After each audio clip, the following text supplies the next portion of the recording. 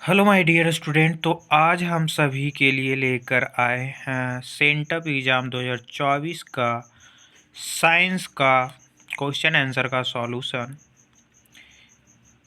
यानी विज्ञान वस्तुनिष्ठ प्रश्न का पूरा हल इस वीडियो में आप सभी लोगों को मिलेगा।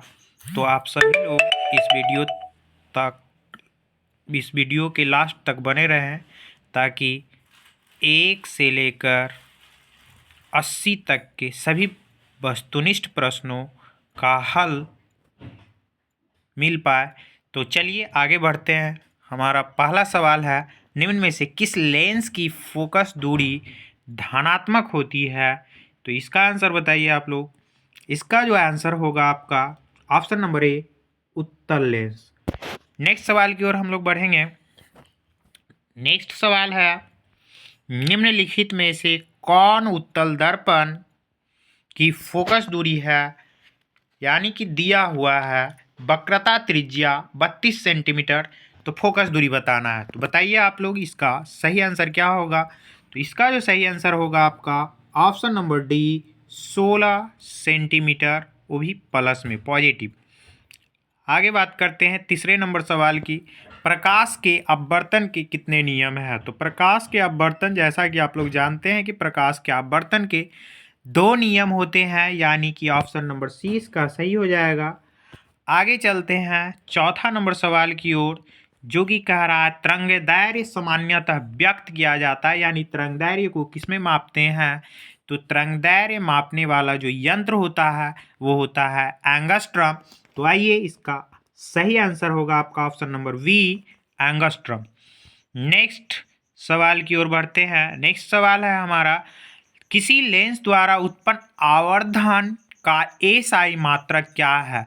जैसा कि आप लोग जानते हैं कि आवर्धन का कोई मात्रक नहीं होता है, तो कह सकते हैं आवर्धन का कोई मात्रक नहीं होता है, यानी ये मात्रक विहीन है। इसका सही आंसर हो जाएगा ऑप्शन नंबर डी। आगे बढ़ते हैं नेक्स्ट सवाल की ओर। किसी गोलीय दर्पण द्वारा बना प्रतिबिंब आवर्धन यानी एम किसके बराबर होता है?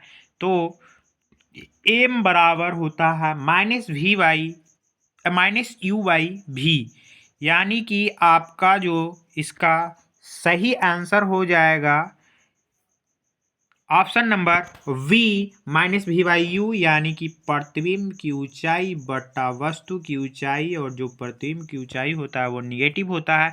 तो आइए नेक्स्ट सवाल की ओर हम बढ़ते हैं। 7 नंबर सवाल है, यदि एक अवतल दर्पण के सामने रखी एक वस्तु की दर्पण से दूरी बढ़ा दी जाए तो जो प्रतिबिंब की दूरी जो होती है वो आपका बढ़ जाएगी। ऑप्शन नंबर ए सही हो जाएगा। आगे बढ़ते हैं नेक्स्ट सवाल की ओर, और नेक्स्ट सवाल है हमारा, उत्तल दर्पण की फोकस दूरी और उसकी वक्रता त्रिज्या का अनुपात क्या होता है? तो जैसा कि आप जानते हैं कि फोकस दूरी जो होता है वक्रता त्रिज्या की आधी होती है, तो कह सकते हैं इसका जो रेशियो होगा 1/2, यानी 1:2। ऑप्शन नंबर बी करेक्ट हो जाएगा।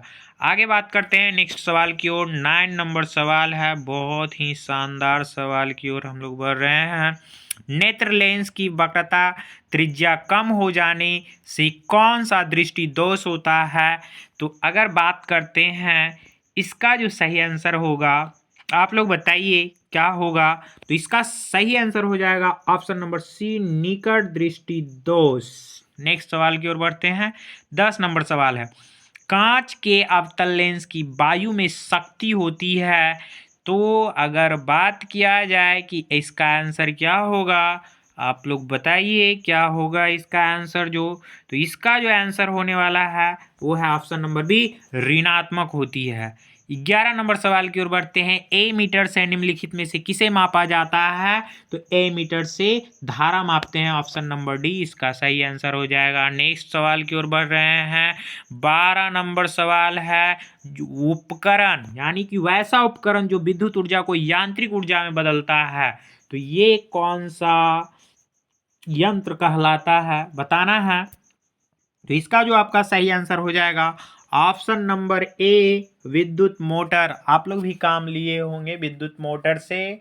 जैसे देखा जाए तो चक्की यानी आटा वाला चक्की जो काम करता है विद्युत मोटर के सहारे ही हम लोग कर सकते हैं, गेहूं से आटा में परिवर्तन करते हैं। नेक्स्ट सवाल की ओर हम लोग बढ़ेंगे। नेक्स्ट सवाल है 13 नंबर सवाल। श्रेणी क्रम से जुड़े दो प्रतिरोधकों के प्रतिरोध R1 एवं R2 है तो उसका समतुल्य प्रतिरोध किसके बराबर होगा? इसका जो आपका सही आंसर हो जाएगा option number C R1 plus R2। श्रेणी क्रम में अगर जुड़े हुए रहे तो डायरेक्ट प्लस में हम लोग लिखते हैं, लेकिन यही समांतर क्रम में रहेगा तो 1/R1 प्लस 1/R2 करेंगे। नेक्स्ट सवाल की ओर हम लोग बढ़ेंगे। 14 नंबर सवाल है, बहुत ही लाजवाब कह सकते हैं। अनवीकरणीय ऊर्जा का स्रोत है तो अनवीकरणीय ऊर्जा का स्रोत आपका होने वाला है ऑप्शन नंबर बी। कोयला से प्राप्त ऊर्जा को अनवीकरणीय स्रोत कहा जाता है। नेक्स्ट अगर बात करते हैं तो 15 नंबर सवाल में कह रहा किलोवाट घंटा किसका मात्रक है? बहुत ही महत्वपूर्ण सवाल है ये, परीक्षा में मान लीजिए वीवीआई है आप लोगों के लिए, ये छपेगा तो छपेगा। नेक्स्ट अगर बात करते हैं इसका सही आंसर या सही ऑप्शन की बात करते हैं तो वो हो जाएगा आपका विद्युत ऊर्जा, यानी ऑप्शन नंबर बी इसका सही हो जाएगा। 16 नंबर सवाल की बात करते हैं। निम्नलिखित में कौन सा वर्ण विक्षेपण प्रदर्शित करता है? तो वर्ण विक्षेपण कौन सा प्रदर्शित करता है? इसका जो सही आंसर हो जाएगा आपका option number D prism. Next सवाल की ओर बढ़ते हैं। 17 नंबर है नारोड़ा। आप नाम सुने होंगे, नारोड़ा परमाणु शक्ति केंद्र किस राज्य में है? तो ये कह सकते हैं आपका ऑप्शन नंबर ए सही हो जाएगा, अपना पड़ोसिया ही है यानी कि उत्तर प्रदेश। बिहार इसे सटे और इसको कह सकते हैं कि पश्चिम में है, बिहार से एकदम निकटवर्ती राज्य। आगे बात करते हैं 18 नंबर सवाल की। तो पवन विद्युत जनरेटर में कुंडली को घुमाने का काम मूलतः करती है तो क्या करती है? इसका जो आपका सही आंसर हो जाएगा ऑप्शन नंबर बी, गतिमान हवा का ही काम होता है विद्युत जनित्र को कुंडली में घुमाना, क्योंकि जब तक हवा गति में नहीं रहेगा तो वो कुंडली नहीं घूमेगी। आगे 19 नंबर की बात करते हैं। वर्ण विक्षेपण असंभव है। असंभव कहने का मतलब किसमें नहीं हो सकता है वर्ण विक्षेपण की प्रक्रिया, तो वो हो जाएगा आपका ऑप्शन नंबर सी, फाइबर में नहीं होता है। आगे बात करते हैं 20वां नंबर सवाल है। 100 वाट 200 वोल्ट अनुमत बल्ब को 100 वोल्ट आपूर्ति से जोड़ने पर धारा क्या होगी? धारा का मान जो आपका हो जाएगा इसमें सही ऑप्शन नंबर सी हो जाएगा इसका सही जवाब, यानी कि 0.5 एम्पियर। आगे बात करते हैं। नेक्स्ट सवाल है 21 नंबर सवाल है। एक वस्तु की नेत्र से दूरी बढ़ाने पर रेटिना पर बना प्रतिबिंब कैसा होता है? तो आप लोग जानते हैं कि रेटिना पर जो प्रतिबिंब बनता है वह छोटा होता है। ऑप्शन नंबर ए इसका सही आंसर हो जाएगा। 22वां नंबर सवाल की बात करते हैं। विद्युत चुंबकीय प्रेरण की खोज किसने किया था? विद्युत चुंबकीय प्रेरण की खोज करने वाले व्यक्ति थे फैराडे ने।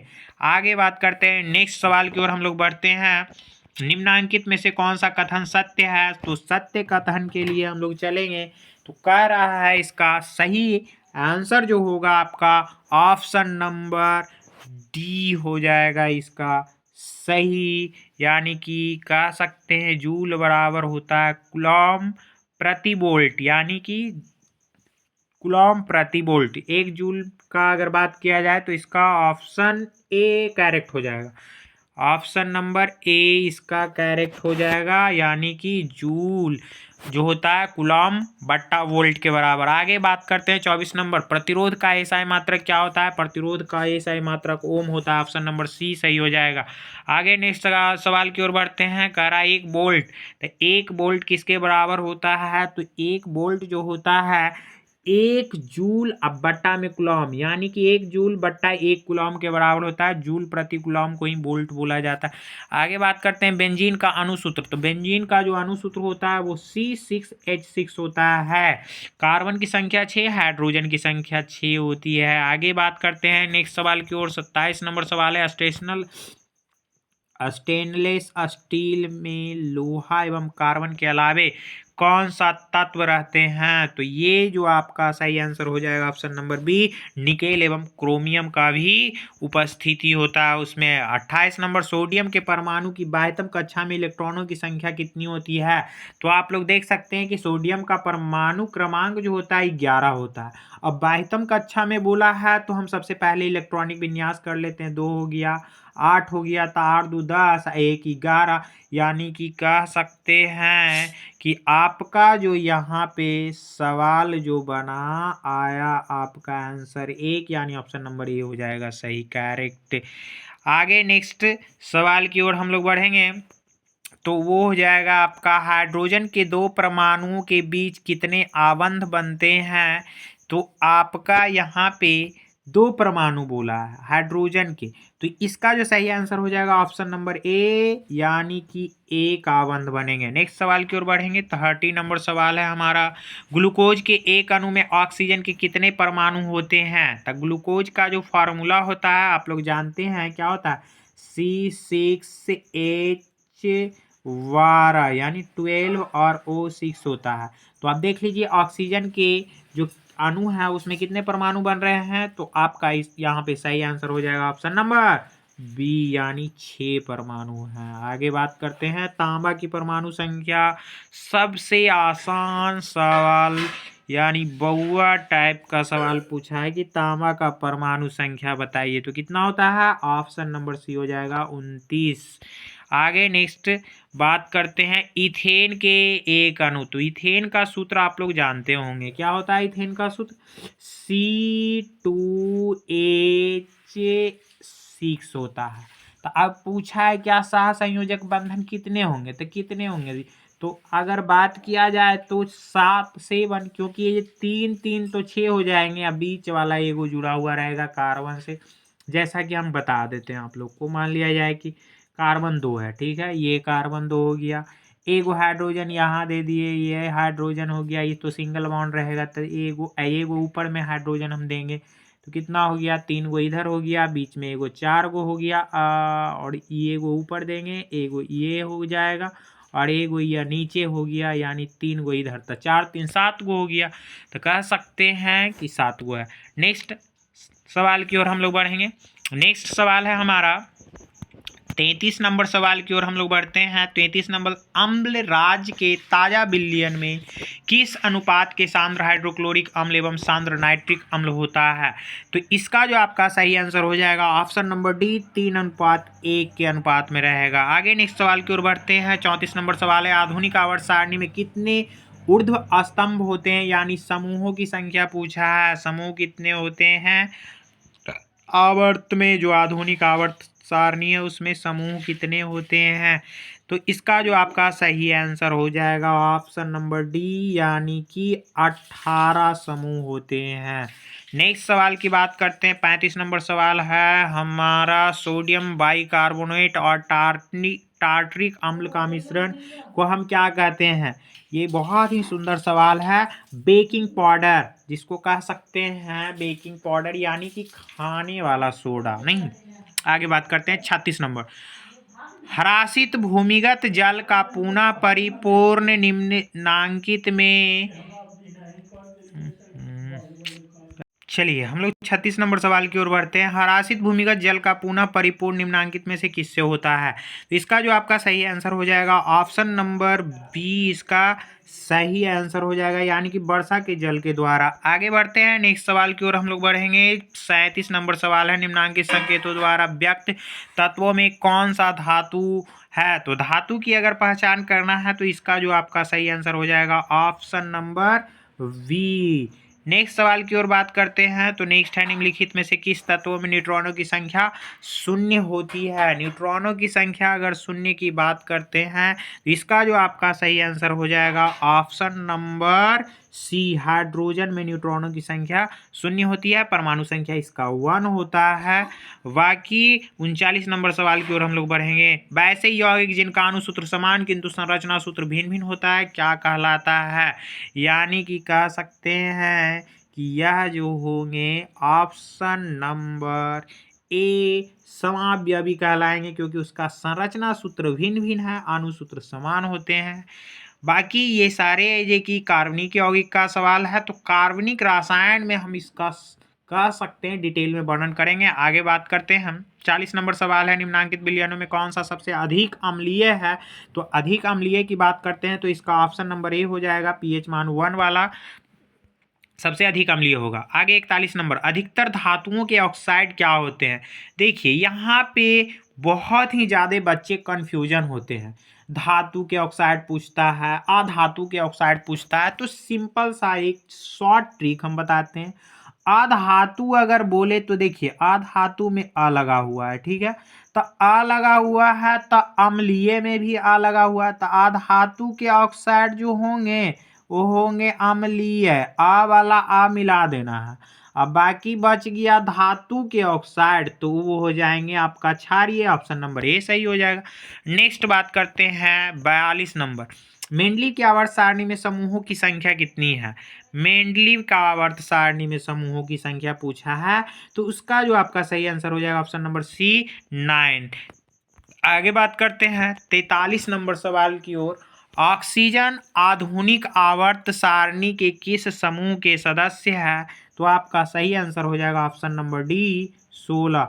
हवे तो अगर बात किया जाए आपका साइंस में 40 ही सवाल बनाना है, लेकिन हम आप लोगों को 80 के 80 सॉल्यूशन दे रहे हैं, ताकि इन सभी सवालों में से जितने भी सवाल अगर एग्जाम में आते हैं तो वो आपको छूट ना पाए। आगे बात करते हैं 44 नंबर सवाल, वे तत्व जिनके बाहरी सेल पूर्ण रूप से भरे होते हैं क्या कहलाते हैं? चलिए बहुत ही शानदार सवाल है कि बाहरी सेल अगर पूर्ण रूप से भरा हुआ है तो वो सिंपल से बात है कि आकृष्ट गैस या उत्कृष्ट गैस कहलाएगा, या अक्रिय गैस कह सकते हैं। नहीं, क्योंकि उसका तो पूर्ण रूप से भरा हुआ है, तो ऑप्शन नंबर इसका बी हो जाएगा, उत्कृष्ट गैस। अक्रिय भी कह सकते हैं क्योंकि वो किसी से रिएक्ट नहीं कर सकता है। आगे बात 45 नंबर, निम्नांकित में से कौन किनकी मिश्र धातु है? यानी कांसा का मिश्र धातु पूछा है, तो कांसा का मिश्र धातु की बात करते हैं तो ये आपका हो जाएगा ऑप्शन नंबर डी, कॉपर और एसेन, टीन। कॉपर और टीन को मिला करके कांसा बनता है। आगे 46 नंबर, आधुनिक आवर्त सारणी के क्षैतिज कतारें कहलाती है? तो क्षैतिज जो कतार होता है, एक ऊर्ध्वाधर कतार होता है और एक होता है क्षैतिज कतार। तो क्षैतिज कतार को हम लोग आवर्त कहते हैं, और ऊर्ध्वाधर ऐसे खड़ा भरे होता है, एक हुआ ये क्षैतिज। तो क्षैतिज आवर्त हो गया, और ऊर्ध्वाधर को हम लोग बोलते हैं समूह बोलते हैं। चलिए आगे बात करते हैं नेक्स्ट सवाल की ओर, नाइट्रोजन की बाह्यतम कक्षा में इलेक्ट्रॉनों की संख्या कितनी होती है? बहुत ही सुंदर जवाब है कि नाइट्रोजन के बाह्यतम कक्षा में, तो आप लोग जानते हैं कि नाइट्रोजन की परमाणु संख्या कितना होता है? 7 होता है। नाइट्रोजन के बाद ऑक्सीजन आता है, तो नाइट्रोजन की परमाणु संख्या 7 होता है, तो 2 और हो गया 5, तो बाह्यतम कक्षा में 5 बचा, ऑप्शन नंबर सी हो जाएगा सही।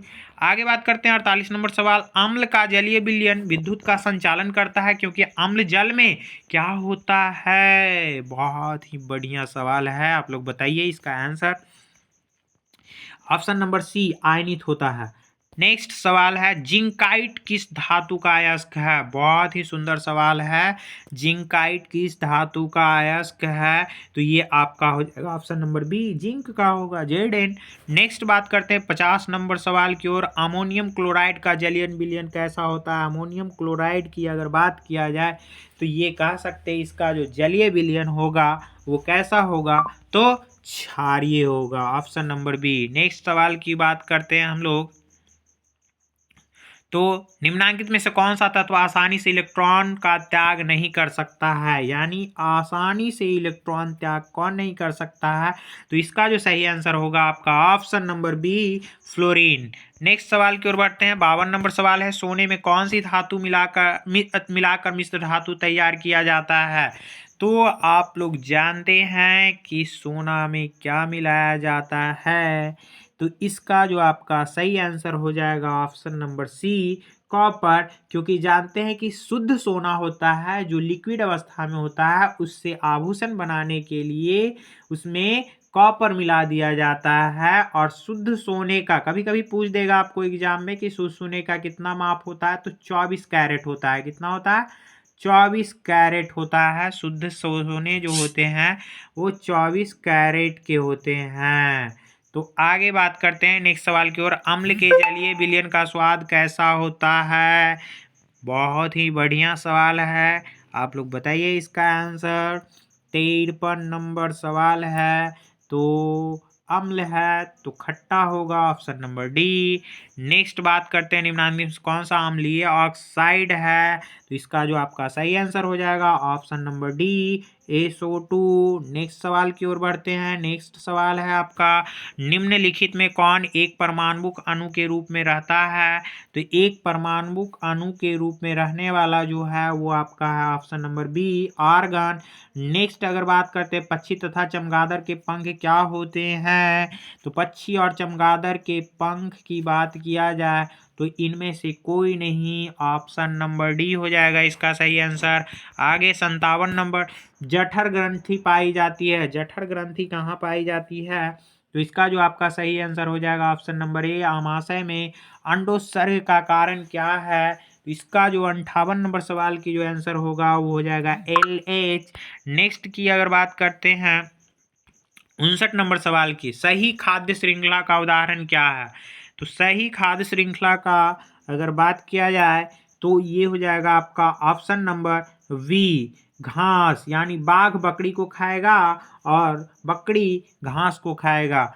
नेक्स्ट अगर बात करते हैं 60 नंबर सवाल है, बीज विकसित होता है। बीज विकसित कहाँ होता है? यानी कि इसका जो सही आंसर हो जाएगा आपका ऑप्शन नंबर डी, बीजांड से विकसित होता है।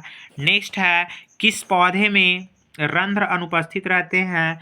तो रंध्र अनुपस्थित वाले जो पौधे हैं वो आपका हो जाएगा ऑप्शन नंबर बी, हाइड्रीला।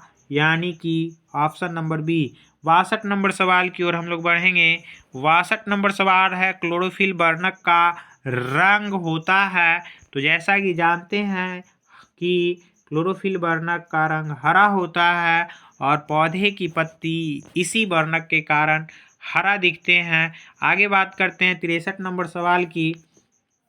तो एक सामान्य स्त्री में कौन सा लिंग गुण सूत्र पाया जाता है? तो वो ऑप्शन नंबर सी, XX पाया जाता है। आगे बात करते हैं, आयोडीन घोल को स्टार्च में मिलाने पर इसका रंग हो जाता है। तो रंग कैसा हो जाता है? इसका जो सही आंसर हो जाएगा ऑप्शन नंबर बी, नीला और काला। दो तंत्रिका कोशिकाओं के मध्य खाली स्थान को क्या कहते हैं? इसका जो सही आंसर हो जाएगा option number B, synapse. Next सवाल की बात करते हैं 66 नंबर सवाल की ओर हम लोग बढ़ेंगे। 66 नंबर, कृत्रिम पारिस्थितिकी तंत्र का उदाहरण क्या है? तो वो हो जाएगा आपका ऑप्शन नंबर बी, जल जीवशाला। नेक्स्ट की बात करते हैं 67 नंबर सवाल, पौधों का उत्सर्जी पदार्थ क्या है? तो पौधों का उत्सर्जी पदार्थ ऑप्शन नंबर सी, लैटेक्स है। आगे बात करते हैं अमीबा की पोषण विधि होती है। तो अमीबा की जो पोषण विधि होती है वो ऑप्शन नंबर आपका डी, प्राणी संभोजी होती है।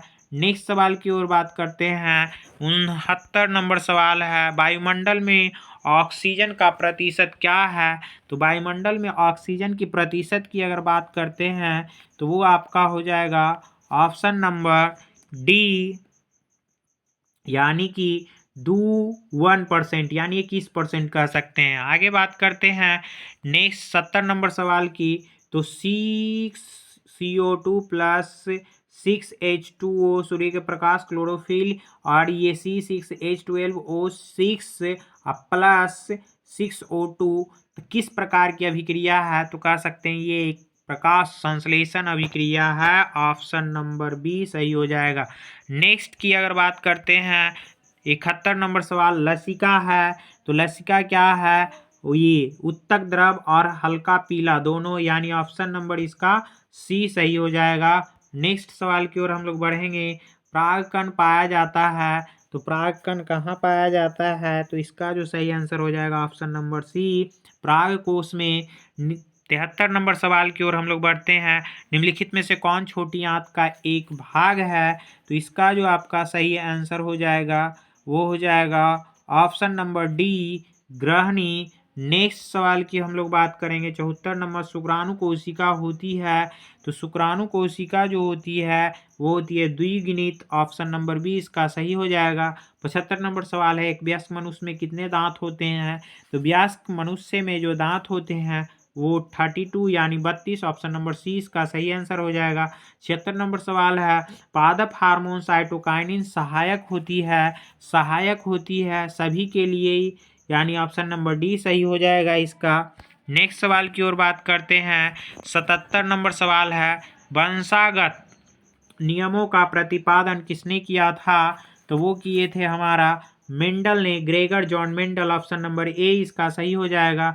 78 नंबर सवाल है, स्लाइड को सर्वप्रथम कंपाउंड माइक्रोस्कोप से देखा जाता है, तो इसका जो सही आंसर हो जाएगा ऑप्शन नंबर बी 10x पे। नेक्स्ट सवाल की ओर बात करते हैं, तो वो हो जाएगा आपका 79 यानी 79 नंबर, तिलचट्टा में कितने जोड़े स्वास्थ्य रंध्र पाए जाते हैं, तो वो हो जाएगा आपका ऑप्शन नंबर बी 10 जोड़े। नेक्स्ट सवाल और लास्ट अंतिम सवाल है, सभी जीव जंतुओं के लिए ऊर्जा का अंतिम स्रोत क्या है, तो वो आपका है सूर्य के प्रकाश।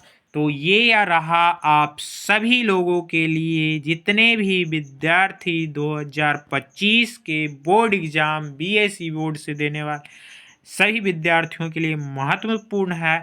तो आप सभी विद्यार्थी इस वीडियो को कम से कम 2 से 3 बार देखें, ताकि 80 प्रश्न आप सभी विद्यार्थियों के दिमाग में छप जाए। तो इस वीडियो को